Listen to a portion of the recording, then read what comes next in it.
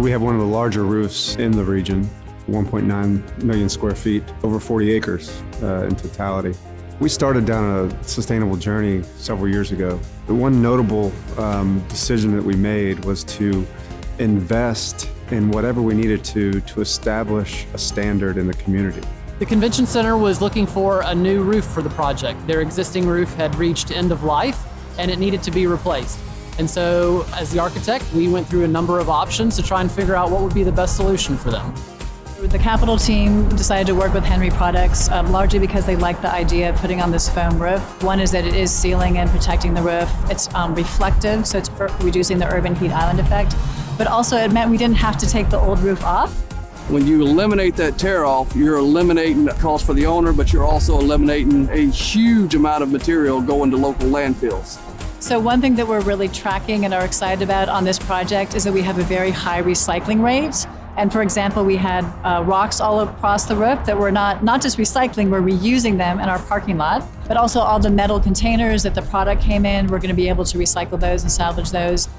It's also what's considered a renewable system. So what that means is at the end of the service life of the warranty, the owner can then opt to come back in, clean the roof up, make any minor repairs, and recoat it and roll another 20-year warranty.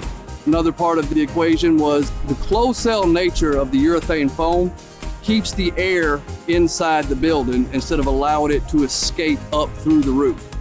One of the other things is they went with the white coating. So the white coating has the highest solar reflective index. Those UV rays come down and bounce back off instead of sitting on top and baking the roof. If you know anything about New Orleans, being in a low-lying area, we're very sensitive to flooding. And so anytime we have a chance to take storm water and not put it into our storm system, it's a great thing. 85% of the water goes directly into the Mississippi River. Only about 15% actually goes into the storm system. This 3 million square foot building with this 40-acre roof is now LEED Gold certified. So that's leadership in energy and environmental design. And we have an existing building certification, so it's based on how we operate the building. And part of having a green building is also having a green roof. Anytime you talk about sustainability programs nowadays, it needs to be intentional. The guys from Carlisle and my guys have walked hand in hand throughout the process and have really grown a tremendous partnership.